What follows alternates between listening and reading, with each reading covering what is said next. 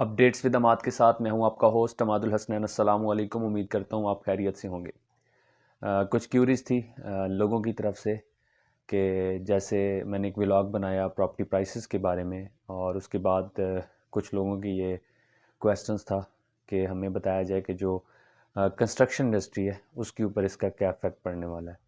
تو اس ولاگ کے اندر ہم بات کرنے جا رہے ہیں کنسٹرکشن انڈسٹری کے بارے میں اور میٹیریل کی پرائسز کے بارے میں کہ آنے والے وقت کے اندر کیا ہونے جا رہا ہے۔ اکارڈنگ ٹو اکنامک انالیسس، اگر ہم اپنی اکنامک کنڈیشنز کی بات کریں اور اگر ہم مارکیٹ کی بات کریں تو آنے والے دنوں کے اندر کنسٹرکشن کے کچھ میٹیریل سستے ہوں گے اور کچھ کی پرائسز جو ہیں اس میں خاطر خواہ اضافہ ہوگا۔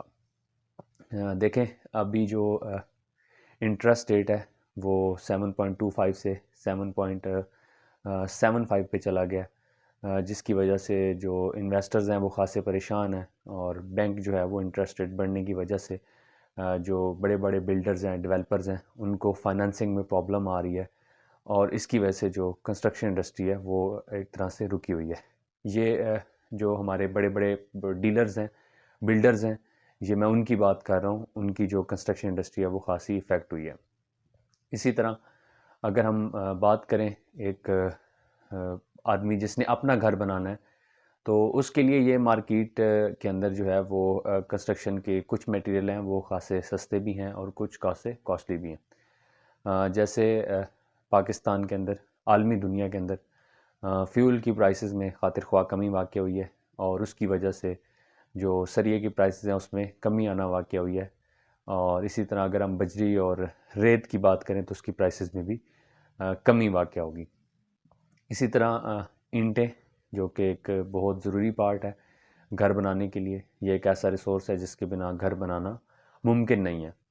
تو اینٹیں جو ہیں ابھی تو کرنٹ سچویشن کے اندر اسموک کی وجہ سے بھٹے جو ہیں وہ مکمل طور پر بند ہیں، اور جنوری کے اندر یہ ان کی دوبارہ پروڈکشن سٹارٹ ہوگی، اور اپریل تک جو ہے وہ اس کی پرائسز میں اضافہ ہی رہے گا، کیونکہ اس کا تعلق ڈیمانڈ کے ساتھ ہے۔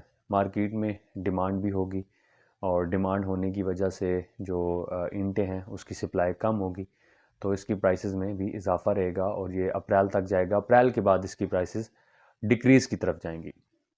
اسی طرح جیسے میں نے آپ سے بات کی کہ جو ہماری کنسٹرکشن انڈسٹری ہے اس میں ایک تھوڑا سا ڈاؤن فال آیا ہے، اور آنے والے دنوں میں بھی آئے گا، لیکن اس پہ اتنا خاطر خواہ فرق نہیں پڑے گا، کیونکہ یہ وہ انڈسٹری ہے جس کے اندر پاکستان کا بلیک منی بھی لگتا ہے۔ لوگ اپنے کالے دھن کو صاف کرنے کے لیے اس انڈسٹری میں لگاتے ہیں، اور لوگ جو ہیں وہ اس میں پیسہ لگا رہے ہیں اور لگائیں گے بھی صحیح، کیونکہ ان کی جو بلیک منی ہے وہ اس کے ذریعے وائٹ ہو جاتی ہے۔ تو کنسٹرکشن تو ہمیشہ ہی جاری رہے گی، لیکن اس پہ تھوڑا سا افیکٹ پڑے گا۔ اسی طرح سیمنٹ کی جو پرائسز ہیں وہ آنے والے دنوں میں کافی انکریز ہوں گی، اس کی میں کمی واقع نہیں ہوگی۔ اسی طرح اگر ہم سٹیل کی بات کریں تو جیسے پریویس ڈیز کے اندر گاڑیوں کی پرائسز میں خاطر خواہ اضافہ ہوا ہے، اس کی وجہ یہ تھی کہ سٹیل انڈسٹری کے اندر سٹیل جو ہے وہ خاصا مہنگا ہوا ہے، اس کی وجہ سے پاکستان کی جو آٹو موبائل انڈسٹری ہے اس کے اوپر بھی خاصا افیکٹ پڑا ہے، اور گاڑیوں کی پرائسز بڑھی ہیں۔ تو سٹیل کسی حد تک سریے کو افیکٹ کر سکتا ہے۔ آپ یہ بھی ذہن میں رکھیں کہ سریے کی پرائسز بھی ہائی ہونے کا چانس ہے۔ تو اگر آپ اپنا گھر وغیرہ بنانا چاہتے ہیں تو ان ساری چیزوں کو مد نظر رکھیں۔